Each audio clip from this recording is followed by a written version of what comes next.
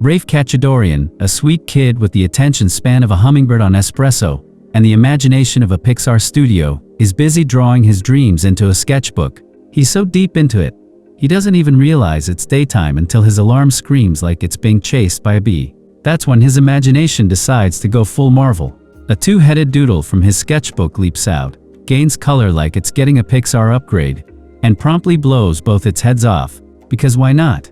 Just as things are getting weird, even for him, Rafe hears his mom, Jules, coming, and slams the sketchbook shut like it's hiding top-secret government info. He dives under the covers and pretends to be asleep. But Jules isn't fooled for a second. She's got that mom radar. She gently asks for the sketchbook and pleads with Rafe to give reality a chance, like it's an unpaid internship he's avoiding. Enter Georgia, Rafe's little sister, holding their scruffy dog Calvin, a furball with the energy of a broken Roomba on caffeine.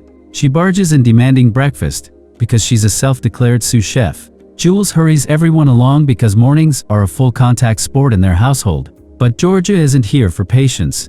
She grabs the car keys and, despite being barely old enough to ride a bike without training wheels, pulls the family car around like she's in Fast and Furious daycare drift. Mom and Rafe watch in horror from the window as Georgia backs into a trash can, a squirrel, and possibly the neighbor's dignity. They sprint downstairs. Jules takes the wheel, Georgia sulks in the back seat, and the family heads off to the one place every kid dreads: middle school. Outside Hills Village Middle School, Jules mentions her boyfriend Carl, nicknamed Bear because he's got more body hair than a wildlife preserve, will pick them up. The kids groan in unison. Carl's idea of parenting is somewhere between caveman and expired ham sandwich. Rafe walks into the school and immediately gets tackled by Principal Dwight, who enforces the dress code like it's national security. Rafe's outfit violates Code 2237 and possibly the Geneva Convention.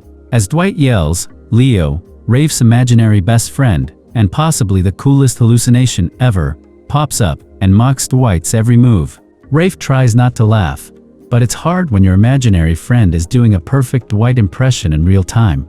After Leo bows out with the grace of a mime on Red Bull, Rafe joins the two-line hallway zombie march. When he spots Leo, they break formation and chat like rebels until Vice Principal Stricker arrives, shrieking like a banshee who just lost her bingo card. She threatens them with hallway violations, breathes fire, and disappears. Mr. Teller, Rafe's homeroom teacher, turns out to be an actual decent adult, rare species in this jungle. Rafe stumbles in and knocks over a pile of Lego bricks, because apparently that's a classroom decoration now. He earns a reputation before even saying his name. He sits in front of Miller, the class bully with the emotional depth of a soggy potato chip, and braces for impact. Mr. Teller's lesson is actually kind of cool. He uses Drake and Future to teach trade between the US and Canada. Miller, however, leans in and promises Rafe a wedgie so fierce, it'll realign his spine. Rafe's imagination spins out, creating a horrifying slideshow of potential wedgie types: atomic, nuclear, intergalactic, and he barely snaps out of it when class ends. The students head to the auditorium for student council speeches. Norman goes first, bragging about his rich dad and hot stepmom. The crowd eats it up. Jean Galetta, the nerdy queen of the AV club, follows with a speech about self-expression. Rafe falls in love immediately. His heart plays a tiny violin. She challenges the dress code and gets shut down mid-speech by Dwight. Rafe is the only one who claps. She whispers thanks, and his heart skips like a scratched CD. Principal Dwight hijacks the mic and announces the BLAAR test is coming in 2 months. It stands for Baseline Assessment of Academic Readiness, but everyone knows it actually stands for Big Lame Attempt at Academic Ruin. As Dwight drones on about loving standardized tests, Rafe sketches him as a zombie in a cemetery. Leo finds it hilarious, and a random girl snatches the sketchbook and starts passing it around like it's viral TikTok content. Of course, Stricker tracks it down, hands it to Dwight, and the assembly ends in DEFCON 1. Rafe is summoned to Dwight's office where things go full psycho. Dwight pulls out the school handbook, Rule 26. All non-school creative content will be confiscated and destroyed. He calls in Gus the janitor, and an actual bucket of acid. Yes, acid. Dwight isn't just the fun police, he's the art assassin. Rafe watches helplessly as his beloved sketchbook gets dunked and dissolved, his characters melting like they're in some dystopian Crayola horror movie. He walks out crushed, only for Carl to show up to pick him up. Of course, Carl doesn't stop the car. so Rafe has to jump in like he's in a spy movie. Later, Carl hoses off his car and accidentally soaks Calvin. Georgia gets revenge by wiping Calvin's butt with Carl's towel. Justice. That night, Leo gives Rafe a new sketchbook and proposes a mission: break every rule in the school handbook before the BLAR test. Rafe's hesitant, but Leo convinces him with the passion of a motivational speaker on energy drinks. They shake on it. Operation Rule Breaker is on. The next morning, while Jules is blending kale or sadness, Rafe sneaks in, covered in sticky notes from his first prank, turning Dwight's office into a post-it piñata. Stricker slips on them. There's even a giant mosaic of her face. Jean, clearly loving the chaos, yells, "Rules aren't for everyone." The motto Leo and Rafe plastered everywhere. Miller tries to bully Rafe again, but Rafe is too proud of his prank to care. Mr. Teller puts on the school broadcast. Dwight goes live without realizing it and makes a complete fool of himself. Jean alerts him too late. Dwight vows vengeance. Rafe gulps. Carl drags him to Dave & Buster's and acts like a total tool until a pretty waitress distracts him.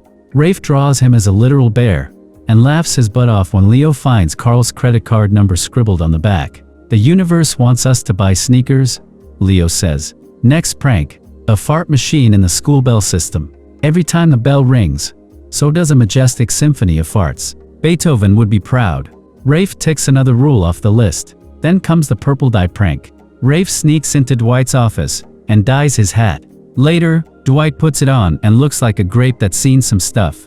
Bella, the school gossip, snaps a pic, and it spreads faster than gossip at a slumber party. Rafe paints the school walls with graffiti so epic it practically sings. Jean loves it. She invites him to her Greenpeace thing, and he almost confesses he's the prankster, but Leo changes the topic just in time. Stricker and Dwight plot their revenge. The next day, Dwight's office explodes with rubber balls like a giant gumball machine. Stricker wipes out. Rafe adds another tally to the list. In class, Rafe impresses everyone with his chalkboard drawing of the food chain. Mr. Teller's impressed. Miller tries to bully him again, but Teller shuts him down like a pro. Later, Rafe opens up to Teller about losing his little brother, Leo, to cancer. Teller listens, but Dwight barges in and trashes his art again. That night, Carl proposes to Jules with a ring so flashy it could blind satellites. Georgia nearly barfs. Rafe gives Jules a heartfelt drawing, and Carl ruins it by tipping water on it. Carl later declares the house his domain and tells Rafe and Georgia their guests. Class act. Leo helps Rafe pull off the ultimate prank, turning the trophy case into an aquarium full of eels and crabs.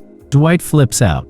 Jean tricks Dwight into appearing as a floating head on the school news. He freaks out and cancels everything: clubs, bathrooms, life itself. Dwight blames Mr. Teller's class for the pranks and suspends them all. Teller defends them and gets fired. Rafe confesses everything. Dwight tries to bribe him into silence, but Rafe goes full rebellion. He sets off the final prank: rainbow-colored sprinkler paint party. Everyone dances. Dwight screams. Rafe gets expelled, but not before having the time of his life. At home, Jules is devastated and threatens military school. They fight, but she finally opens up about Leo's death, and they cry it out. Rafe opens Leo's final letter, and it's the emotional nuke he didn't know he needed. Jean visits with VHS footage proving Dwight planted evidence. They plan a heist. Georgia steals Carl's car keys while he yells about his baby, and they gather all the suspended students. Miller even says Rafe's name right. Gus the janitor joins the rebellion, wielding a chainsaw like a man on a mission. On BLAR test day, Dwight walks into chaos. Students are outside. Desks are missing. Tests are shredded from the roof. Rafe exposes Dwight with video evidence. The principal tries to escape, only to be covered in manure by Gus. Superintendent Wong arrives, sees the tape, and promptly fires Dwight. His final walk of shame includes green dye hair. Jules sees Carl lose it over his car. She dumps him like bad leftovers. The family is whole again. That night, Rafe says goodbye to Leo one last time. A spaceship made from imagination carries his brother away. Jean appears, asks what Gractung means. Victory is ours, he says. Together, they break one last rule. From above, Leo and Rafe's creations party hard. The school is alive again. The imagination wins. The good guy gets the girl. And yes, the farts echo forever in school legend. Mission accomplished. Gractung. Like, comment, share, and subscribe for more videos.